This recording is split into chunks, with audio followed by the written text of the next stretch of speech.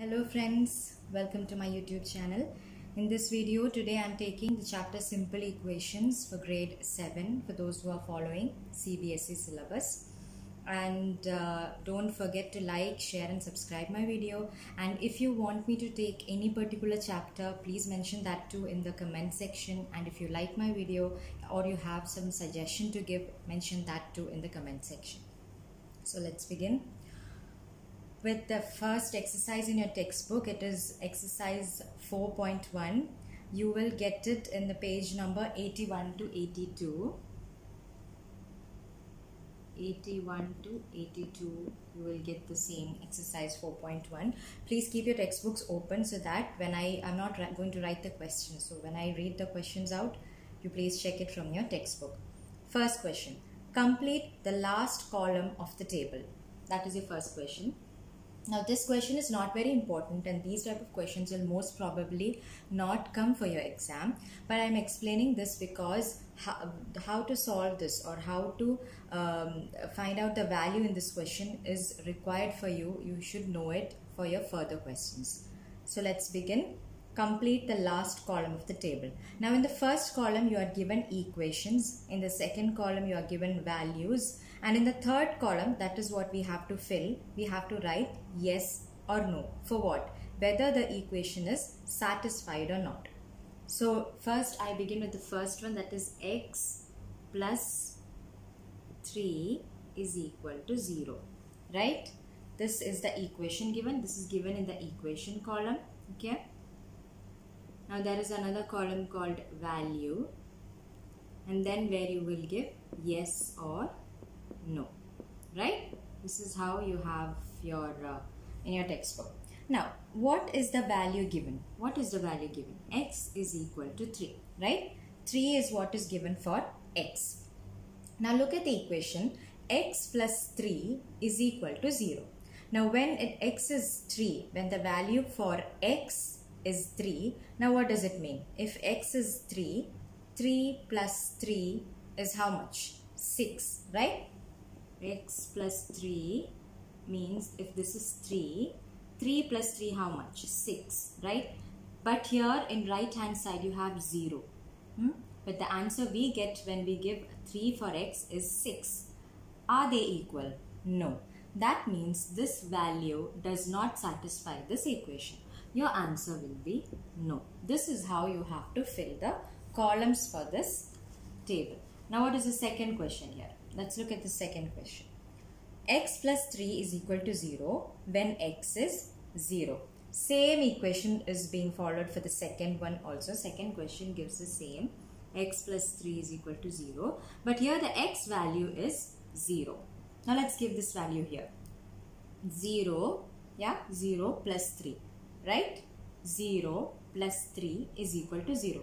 Is 0 plus 3 is equal to 0? No. We know that with any number, any positive number, you add 0, the answer will be the number and not 0. Right? So 0 plus 3 is 3 and not 0. So again, you are not satisfied.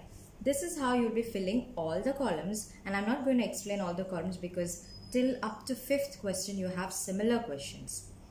Now I am going to jump off to 6th question because that is a little bit different. 5x is equal to 25. 5x is equal to 25. Now 5x means 5 multiplied by x. Okay. 5 multiplied by x is known as 5x. This is what 5x is. So 5x is equal to 25 is given, where x value is given 0, right? 5th question. 6th question. 6th sub question for the first question of exercise 4.1 is what I am discussing. Where 5x is equal to 25 is the equation given and x value is given as 0. So if we give 0 over here, I told you 5x means 5 into x. That means 5 into what is x? Already given 0 is equal to 25 is the question, right? What is 5 into 0? Any number multiplied by 0 is 0 and we know that. So answer is 0 on your left hand side, but what is given on your right hand side is 25, which are not equal. So again your answer will be no. this is the first time you're being introduced to the chapter, and that is why I'm doing these steps. Otherwise, once you are well familiar with this chapter, you don't have to follow these steps. By the end of this chapter, when such questions come, you can directly do this. You can just mentally calculate and write yes or no. You don't have to do these steps. I am writing this because this is the beginning of this chapter, and this is the first question. So for you to understand, I am solving it. Okay. Now this is how you do. Now let us look through the 9th question, which is again a little bit different one. 9th question here is given as m by 3 is equal to 2. M by 3 is equal to 2. So you be careful what I'm explaining, because you have to see how the different equations are being solved. Now here the m's value is given as negative 6. Negative 6 minus 6. Okay. Let's see now. M is what? Minus 6. Minus 6 by 3. Right? Now what is minus 6 by 3? What is 6 by 3?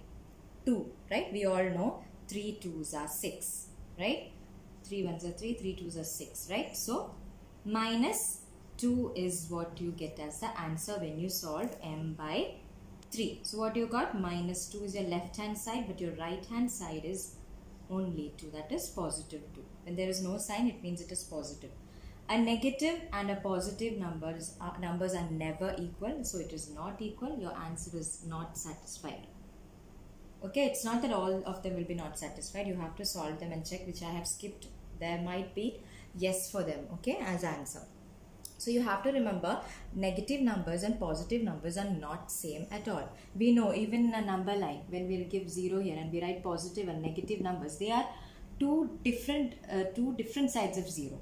All these negative numbers are less than 0 and all positive numbers are greater than 0.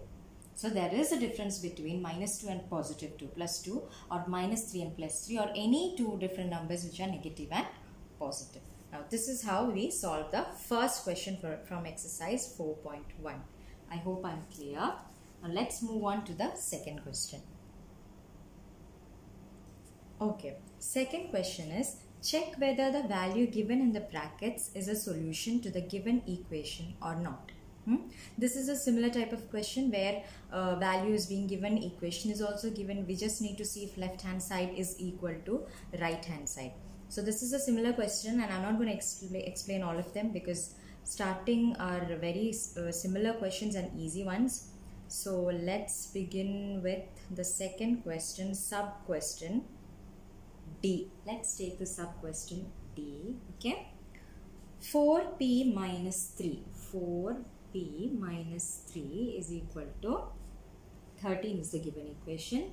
And what is the value given? P is equal to 1. For P it is given P is equal to 1. Now let's see how do we solve this. So 4 into P, P we know it is 1. 4P means 4 into 1. I told you when there is 4x or 4a, anything, when there is nothing in between, it is multiplication. 4 into P is 4P. Okay. So 4 into P, that is 1. 4 into P, 4P, this is 4P. Minus 3. This is your left hand side and this is your right hand side. So first, let's solve our left hand side. So 4 into 1, 4 minus 3 is how much? 4 minus 3 is 1. This is your left hand side. But what is your right hand side? Your right hand side gives 13. So your left hand side and your right hand side are not equal, right? 1 is not equal to 13. You had to get same, but no, you got left hand side 1 as answer and right hand side as 13 as answer. Am I being clear? I hope yes. If you have any doubt, please mention that in the comment section. So again, let's go to the question, sub question E now. Okay, we have it's a similar kind of question, but here I think the value given is a negative number, so I'll just explain it to you. Fine. The question E, 4p minus 3 is equal to 13. Oh, the question is same one. Minus 3 is equal to 13, but the value for p given is minus 4 or negative 4. This is E, okay? E question. Okay, so p's value given is minus 4. Let's see when we substitute p with minus 4, what is your whether your left hand side is equal to your right hand side. 4p means 4 into minus 4 because p is minus 4, minus 3. This is your left hand side, minus 3. Okay. 4 4s are 16. Now, when we multiply numbers, we always multiply its signs also. Please remember these things I am telling. This is a positive 4, right? If you don't have a sign, means it is positive. So, when we multiply 4 4s are 16, we are supposed to multiply the signs positive into negative. Now, what is positive into negative? It is a negative. Okay? Positive into negative is negative. My negative 16 minus 3. Okay, now how do we solve this? Negative into negative is positive. Okay, here I think it would be better if you note down one thing. Students, please note down. Negative into negative is equal to positive. Okay, positive into negative is equal to negative, and vice versa also. Negative into positive is again negative. Positive into positive is a positive. Okay, so these are the things you have to remember. Please note down this somewhere because this is going to be helpful for you for the entire chapter. You must already being having this base from the grade 6 itself, but still, as we are beginning this chapter now, I'll please tell you to note down this. Negative into negative is positive, and positive into positive is also positive. Positive into negative is a negative, and vice versa. Negative into positive is again a negative. So, here how we do is, two signs are given, right? We will multiply these both signs. Minus into minus is what? Plus. I have already taught you that. Minus into minus, plus. So, what that means is that we have to add these two numbers. Now, why are we adding? Because these two signs when we multiply, we get is add. That's why we are adding 16 plus 3, and that is 19. Now what we have to take care of is, which is the bigger number in this? 16. What is its sign? Negative. Your answer will also be negative. Always put the bigger number sign. Now this is your left hand side, and what is your right hand side? It is 13, and they are not equal. Minus 19 is not equal to 13. Again, they are not equal. Am I clear? So this is your second question. I'm not going to do any more questions because all are similar ones. And this is the basic thing how you have to understand. Okay, now let's move on to the next question. Let's continue with the third question. Okay, now your third question is, solve the following equations by a trial and error method. Now what is trial and error method? Trial and error method. Now they'll give you an equation, like for the first sub question is 5p plus 2 is equal to 70. This is the only thing given, and they have not given the value for p. Now when the question is to check using trial and error method, they are not going to give the value for p. Instead, you are the ones who are going to find out the value for p. Now how do we find the value for p? You can begin with starting by giving p as 1 when p is equal to 1. Okay, 5 into 1 plus 2. See, 5 under 5 plus 2 is what? 7. It is not solving the equation. Your left hand side and your right hand side has to be equal. It's not being equal, right? Next, when p is equal to 2. 5 2s are 10 plus 2, 12. Again not equal. When p is equal to 3. 5 3s are 15 plus 2, 17. Here we go, 17. Here your LHS is equal to your RHS, and thereby you can stop. This is how you do your trial and error method, where value for the p will not be given, or whatever letter is given, values will not be given. You are supposed to find out, and how are you going to find out? You will keep on changing or increasing the value for p, and unless you get left hand side and right hand side equal, you will continue it. This is your third question. Am I clear? Now let's move on. There is one more sub question in this, but that is to be done in similar manner, and you will get the answer. Okay? Continue till you are getting your LHS and RHS equal. That's all. Now let's begin with the fourth question. The fourth question is, write equations for the following statements. they have given you a set of statements, some 9 statements or something, for which you have to write the equations. You don't have to solve them, just write the equations. Let's go to the first sub question. The sum of numbers x and 4 is 9. First question is sum of numbers x and 4, sum. Okay, sum of numbers x and 4 is what? 9. You got the equation. That's all. What is the second one? The difference of y and 2 is 8. Difference of y and 2. Difference means minus. Is how much? 8. This is your third equation. What is, second equation. Now third equation. 10 times a is 70. Now times means multiply. Okay. Times means 10 times a is 70.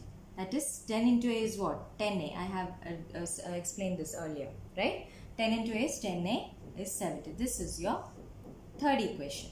Now fourth equation. The number b divided by 5 gives 6. b divided by 5 gives 6. Okay. Fifth, 3/4 of t is 15. Fifth is what? 3/4 of. Of always denotes multiply. Okay. 3/4 of t is how much? 15. That means 3 by 4 into t means 3 by 4. T is equal to 15. This is your fifth equation. Okay. 7 times m plus 7 gets you 77. So 7 times m, 7 into m, right? That is 7m plus 7 gives you how much? 77. 77. Okay. 1/4 of a number x minus 4 leaves 4. Okay. 1/4 of a number. Okay. Number x minus 4 leaves 4.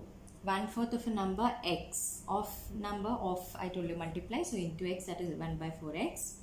1/4 of a number x minus 4 gives 4. This is your seventh equation. Eighth, if you take away 6 from 6 times y. Eighth.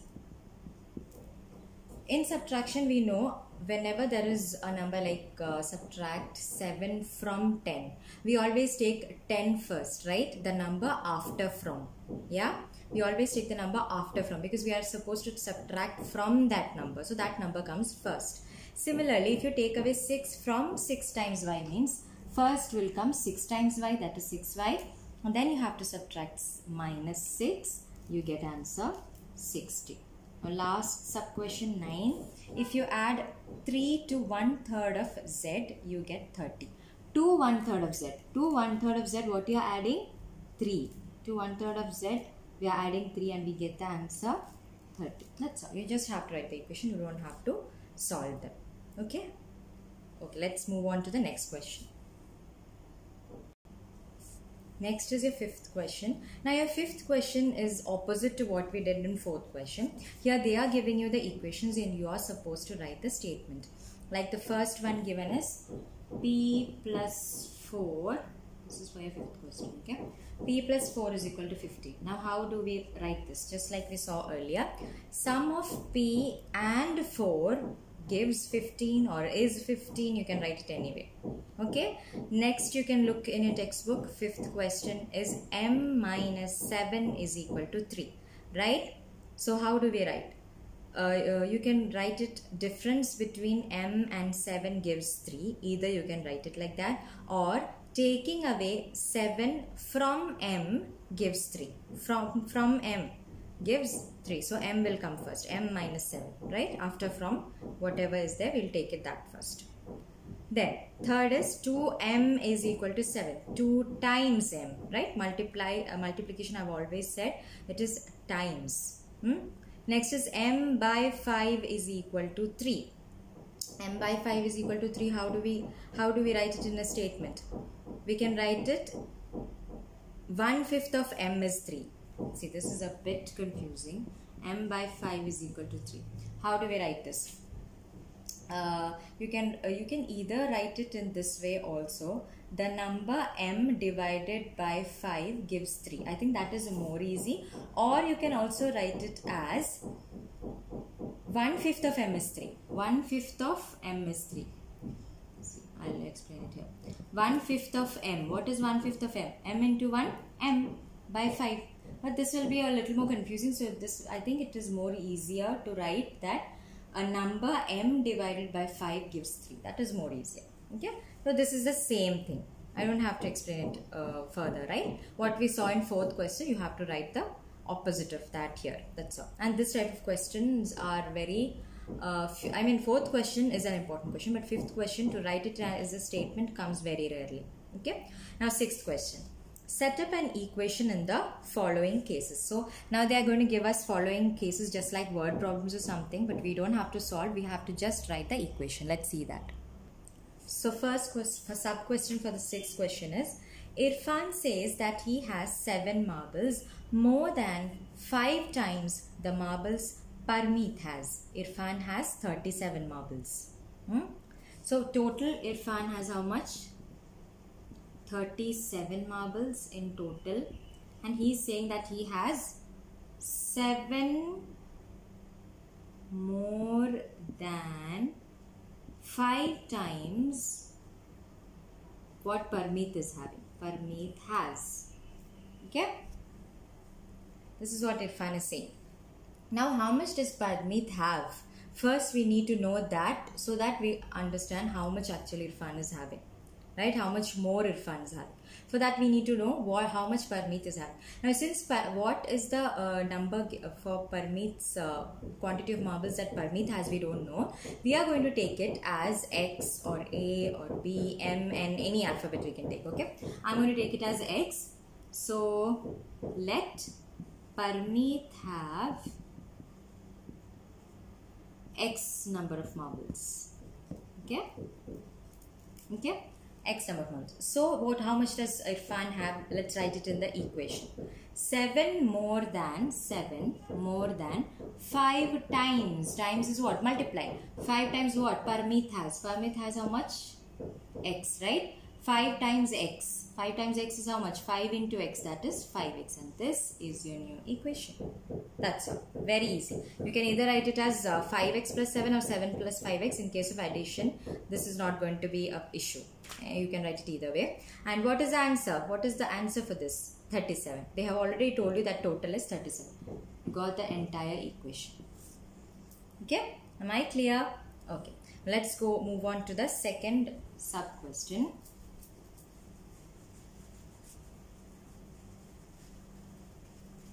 Okay, so the second sub question given is, Lakshmi's father is 49 years old. So it's already given. Lakshmi's father is 49 years old.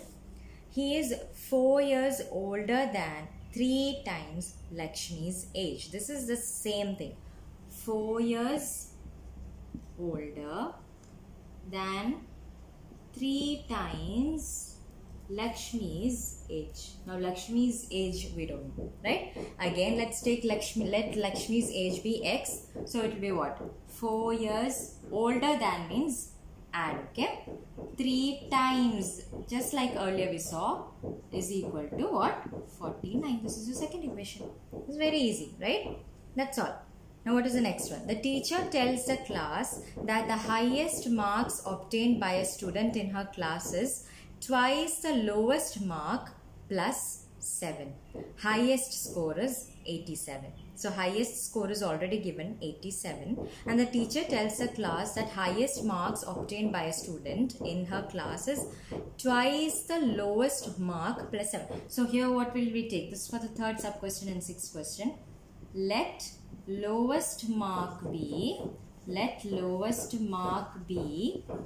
Okay, let's lowest mark be X. So now how do we take the equation for highest score?